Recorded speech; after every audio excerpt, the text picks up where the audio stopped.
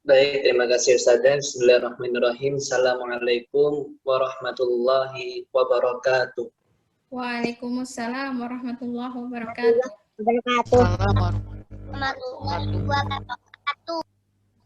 Insyaallah.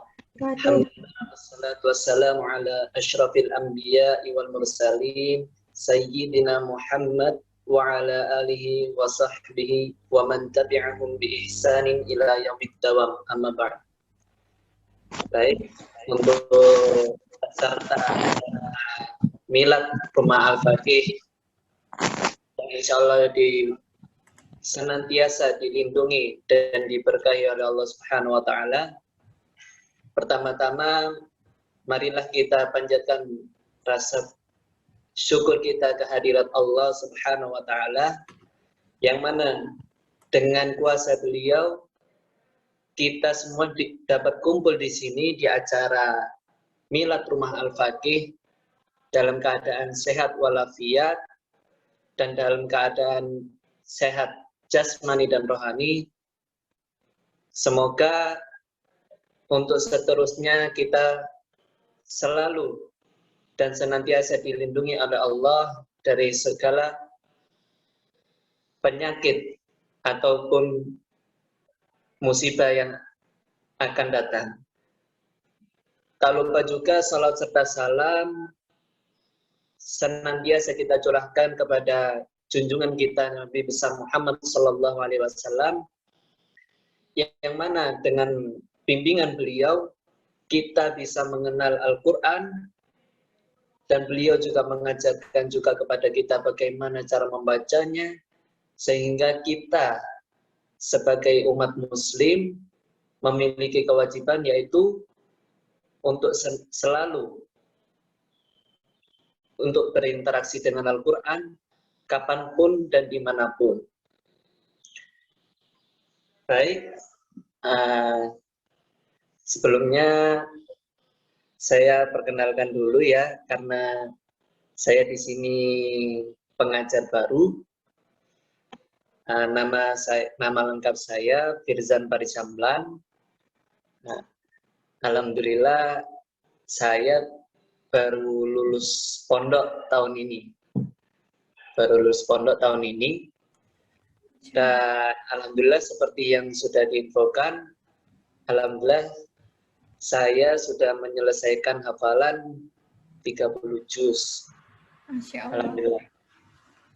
Nah, banyak yang bertanya kepada saya, terutama dari pihak keluarga maupun dari orang-orang lain, bagaimana caranya agar kita bisa berinteraksi dengan Al-Quran ini tanpa ada rasanya bosan. Bagaimana cara menghafal Al-Quran bila ayat atau surat yang dihafal itu susah untuk dihafal. Nah, insya Allah pada kesempatan kali ini saya akan berbagi tips atau motivasi kepada peserta yang hadir di acara ini. Semoga apa yang saya sampaikan dapat menambah wawasan buat antum semua dan juga jadi pelajaran juga bagi saya pribadi. Karena sejatinya saya pribadi masih butuh banyak perbaikan ya, karena manusia terutama umat muslim kalau kita sudah menghafal Al-Quran, kewajiban kita setelah itu adalah bagaimana cara agar kita atau hafalan kita itu tidak lepas atau tidak lupa. Ibarat kalau kita mengikat kambing, ya, mengikat kambing di tiang, bagaimana tiang itu tetap kokoh untuk menahan ikatan kambing tersebut. Nah, baik. Pertama, motivasi khusus untuk kita semua bagi penghafal Al-Quran, yaitu kita ini sebagai penghafal Al-Quran otomatis kita memegang status atau titel yaitu Shahibul Quran. Nah, Shahibul Quran ini maksudnya gimana? Orang menghafal Al-Quran itu akan menjadi sahibul Quran, yang berarti orang yang menghafalkan Al-Quran di dalam hatinya. Nah, maksudnya di dalam hati ini berarti kita menghafal Al-Quran bukan hanya melalui lisan atau melalui pikiran saja, tapi bagaimana kita menghafalkan Al-Quran ini sehingga Al-Quran itu melekat pada diri kita, yang mana bisa kita amalkan di keseharian kita. Rasulullah Shallallahu Alaihi Wasallam pernah bersabda, hendaknya yang mengimami sebuah kaum adalah orang yang paling akrab atau orang-orang yang paling dekat terhadap Al-Quran. Derajat surga akan didapatkan oleh manusia berdasarkan jumlah hafalan Al-Quran ketika di dunia, bukan berdasarkan banyaknya ia membaca Al-Quran. Tapi bukan berarti orang yang tidak memiliki hafalan Al-Quran tapi memperbanyak bacaan Al-Quran belum tentu juga tidak masuk surga, pasti masuk surga. Untuk itu, semakin banyak hafalan Al-Quran seseorang, maka semakin tinggi pula derajatnya di surga kelak. Namun dengan catatan bahwa ketika ia menghafal Al-Quran, orang tersebut memiliki niat ikhlas semata-mata karena Allah. Jadi untuk peserta yang ada di sini, hendaknya sebelum menghafal Al-Quran ya, dari sekarang dipasang niat baik-baik. Nah, saya ini menghafal Al-Quran untuk apa? Saya ini menghafal Al-Quran karena apa? Untuk siapa saya menghafal Al-Quran? Nah, itu harus dipasang niat baik-baik yang ikhlas. Ikhlas semata-mata karena Allah. Kemudian yang kedua, Al-Quran itu akan menjadi syafaat di hari kiamat. Terutama untuk yang membacanya dan menghafalnya pula. Di dunia ini tidak ada satupun manusia yang terlepas dari perbuatan dosa. Nah, saya pribadi di sini juga pernah yang namanya berbuat dosa juga. Entah itu yang dosa kecil ataupun bisa jadi dosa besar juga. Termasuk juga para penghafal Al-Quran. Namun, keutamaan menghafal Al-Quran salah satunya adalah mendapatkan syafaat dari Allah melalui perantara hafalan Al-Qurannya. Nah, tapi dari sini ada tanda kutipnya. Hanya karena kita Ustadz juga, kita menghafal Al-Quran, jangan yakin bahwasanya, wah semua dosa saya, kalau saya menghafal Al-Quran, semua dosa saya diampuni. Itu jangan memasang pemikiran seperti itu. Alangkah baiknya, meskipun kita menghafal Al-Quran, kita tetap meminimalisir atau menjaga diri kita dari perbuatan-perbuatan yang buruk. Nah, jadi untuk seorang menghafal Al-Quran ya, akan mendapatkan pertolongan dari Allah ketika hari akhir, yang tidak ada pertolongan lain selain dari Allah. Berkat kerja keras kita dalam menghafalkan Al-Quran ketika di dunia.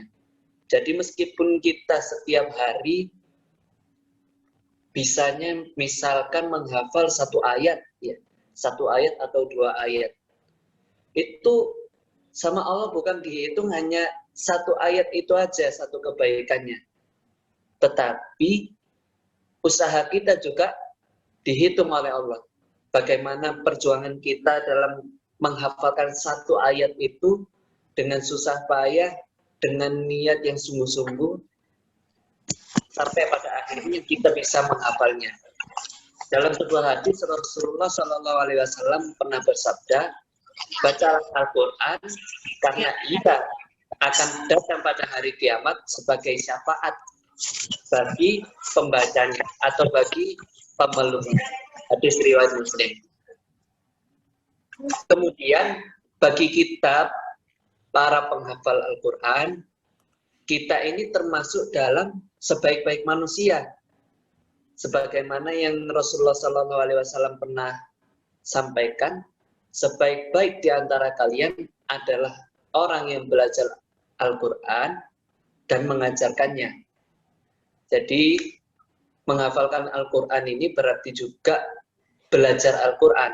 Sebab setiap saatnya harus tetap menjaga hafalannya dengan mengulang-ulang bacaan, sehingga termasuk ke dalam sebaik-baik manusia. Jadi bagi kita ya,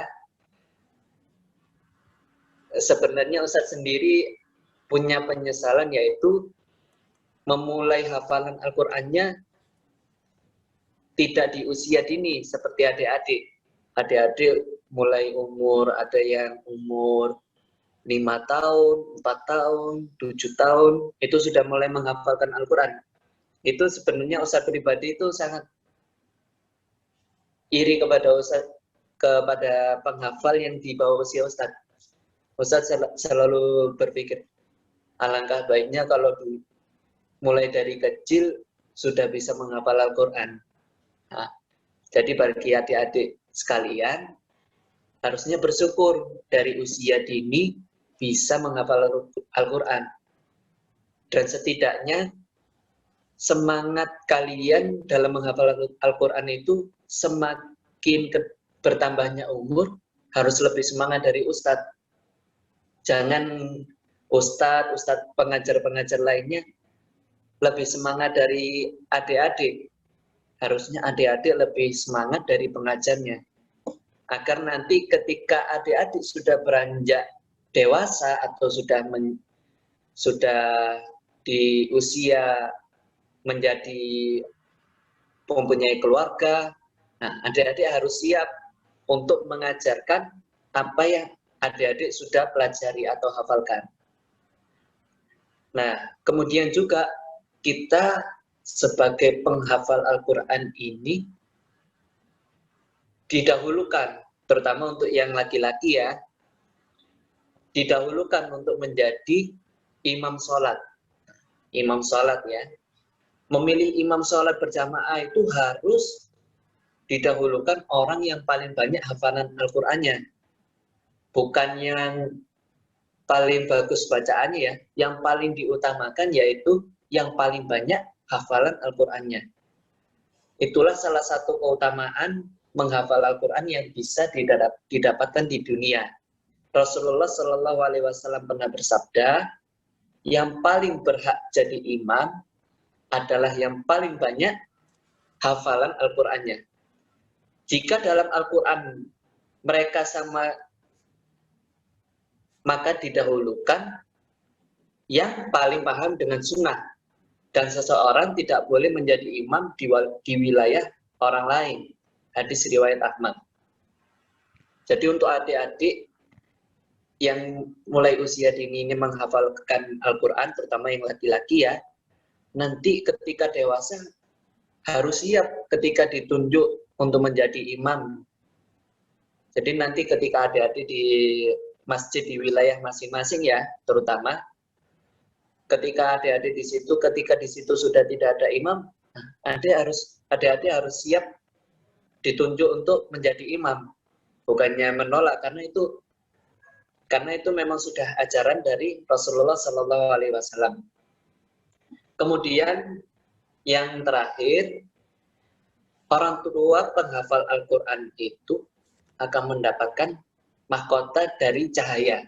Wah, ini jadi untuk wali santri sekalian ya, harusnya ikut senang dan mensupport anak-anaknya dengan baik agar selalu diberi keistiqomahan ya. Jadi para penghafal Al-Quran ini orang tuanya juga akan mendapatkan mahkota dari cahaya kelak di akhirat. Bukan hanya orang tuanya saja, tapi bagi penghafal Quran itu juga mendapatkan mahkota juga. Keutamaan tersebut berupa mahkota cahaya yang akan dipakaikan kepada orang tua penghafal Al-Quran. Jadi ada suatu kalimat yang berbunyi seperti ini, mahkota tersebut cahayanya mengalahkan sinar matahari. Jadi saking terangnya mahkota itu sampai cahayanya itu mengalahkan sinar matahari. Tidak dapat dibayangkan, makanya tidak dapat dibayangkan betapa hebatnya mahkota tersebut. Selain itu, orang tua penghafal Al-Quran akan diberi 2 pakaian yang nilainya melebihi dunia dan seisinya. Masya Allah. Jadi besarnya keutamaan menghafal Al-Quran bagi orang tua penghafal saja sudah sedahsyat itu, apalagi pahala yang akan diperoleh penghafal itu sendiri. Jadi adik-adik mulai sekarang itu, ini bisa dijadikan motivasi. Kenapa? Untuk apa saya menghafal Al-Quran? Untuk agar nanti ketika di akhirat orang tua saya dipakaikan mahkota dari cahaya. Itu bisa dijadikan salah satu motivasi. Termasuk Ustadz pribadi ya, ini Ustadz cerita sedikit ya. Awal mula Ustadz mulai menghafal Al-Quran itu ketika Ustadz di pondok ketika SMP. Jadi mulai kelas 1 SMP itu Ustadz mulai menghafal Al-Quran. Jadi waktu kelas 1 SMP dulu Ustadz alhamdulillah sudah bisa menghafalkan juz 30. Kemudian dilanjut ke kelas 2 SMP itu bisa menghafalkan juz 29 dan juz 28. Kemudian di kelas 3 SMP, ini namanya kita hamba Allah ya, pasti tidak luput dari namanya ujian. Jadi ujian saya pada waktu itu, semangat saya untuk menghafal Al-Quran itu tiba-tiba down atau menurun. Kemudian saya coba menghafal Al-Quran, membaca Al-Quran berkali-kali, ternyata tidak bisa lepas dari yang namanya semangat. Untuk membagikan semangat itu masih belum ada. Sampai pada akhirnya itu Ustaz dapat motivasi dari Ustaz saya di pondok, bahwasanya ya seperti itu tadi. Jadi kita sebagai penghafal Al-Quran itu adalah sebaik-baik umat. Dan juga kita sebagai penghafal Al-Quran itu kelak nanti di akhirat, orang tuanya akan dipakaikan mahkota cahaya. Motivasi Ustadz dulu salah satunya itu. Dan satunya lagi itu didahulukan menjadi imam sholat. Ketika mendengar itu, bangkit semangat Ustadz. Dan setelah itu, di semester 2-nya, kelas 3 SMP, Ustadz mulai bangkit lagi. Jadi bukan Ustadz melanjutkan hafalan, Ustadz ulang dari awal lagi. Dari juz 30, terus Ustadz menghafal, sampai pada akhirnya di kelas 4, alhamdulillah, Ustadz bisa menyelesaikan hafalan 30 juz. Jadi dalam kurun waktu 1,5 tahun itu, setelah Ustadz semangatnya bangkit, sudah mantap ya, sudah mantap niatnya, sudah jelas tujuannya.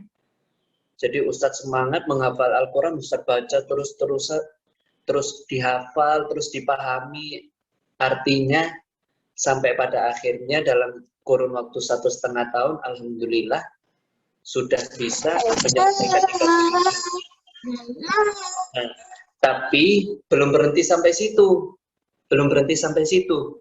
Setelah itu Ustadz masih punya kewajiban yang lebih berat lagi, yaitu bagaimana caranya Ustadz mempertahankan hafalan itu agar tidak ada yang lupa. Jadi setiap hari, yang pertama ya, tip yang pertama untuk menjaga hafalan itu, yang pertama dibaca terus menerus. Jadi dibaca dengan bacaan yang benar, huruf-hurufnya, bacaannya, pelafalannya benar, panjang pendeknya tidak luput juga, hukum tajwidnya juga. Jadi itu nanti mulut kita ini akan terbiasa untuk melafalkan ayat-ayat Al-Quran. Jadi ketika kita disuruh membaca an-naba, jadi kita ini seperti ibaratnya radio. sudah auto berjalan. Jadi tidak ada yang lupa, bacaan pun tidak ada yang salah. Nah, itu semua hasil dari bacaan. Kemudian opsi yang kedua yaitu mendengarkan murotal dari para masyaikh yang adik-adik sukai. Misalnya kayak Ustadz suka ke murotalnya Syekh Sudais misalnya. Jadi Ustadz setiap waktu mendengarkan murotalnya atau Syekh Misari ya. Jadi Ustadz dengarkan murotalnya, Ustadz perhatikan baik-baik, Ustadz lihat panjang pendeknya. Nah, syukur-syukur kalau bisa ditirukan. Syukur-syukur kalau bisa ditirukan. Mungkin itu lebih memudahkan ya, memudahkan untuk memurojaah hafalan kita. Jadi memurojaah atau menjaga hafalan Al-Quran ini tidak harus kita membaca Al-Quran tanpa melihat Al-Quran. Jadi ini menurut pengalaman Ustadz ya, selama menghafal Al-Quran itu lebih baik kalau tidak ada orang lain yang bisa menyimakkan hafalan kita, kita tetap baca Al-Qurannya. Kita baca terus-menerus. Kita baca terus-menerus. Nah, ketika nanti kita di dekat kita ada orang ya, misalnya ayah kita atau ibu kita atau kakak kita atau adik kita bisa menyimakkan, nah kita simakkan karena ada yang melihat isi Al-Qur'annya. Jadi jangan mengandalkan ingatan, karena ingatan pun itu bisa luput dari kesalahan. Jadi lebih baik, tadi yang pertama ya, ketika kita sendiri kita baca terus-menerus, kemudian kalau ada partner, kita berikan Al-Quran kita, kemudian kita minta tolong disimakkan. Jadi seperti itu. Itu salah satu tips menjaga hafalan Al-Quran yang sampai sekarang saya jalani. Nah, untuk tips-tips lainnya ada banyak. Tips-tips seperti dari Ustadz Adi Hidayat, ada yang seperti ini, ada yang seperti itu. Jadi banyak tipsnya. Jadi sesuai selera atau yang adik-adik minati ya, atau yang paling mudah. Tapi kalau menurut saya pribadi, tips yang tadi saya sebutkan itu adalah tips yang lebih mudah, atau bisa dibilang semua orang pasti bisa melakukannya. Jadi dengan membaca pun tanpa sadar kita itu juga bisa ingat. Misal sebelum kita menghafal Al-Quran ini ya, kita baca terus-menerus, khatam 1 minggu sekali atau 2 minggu sekali. Itu tanpa sadar nanti kita itu sudah ada memori di otak kita, memori hafalan tersebut. Jadi Masya Allah, untuk orang-orang yang kesusahan dalam menghafal, jangan berkecil hati. Tetap dibaca Al-Qur'annya ya, tadi sesuai yang diajarkan, sesuai hukumnya.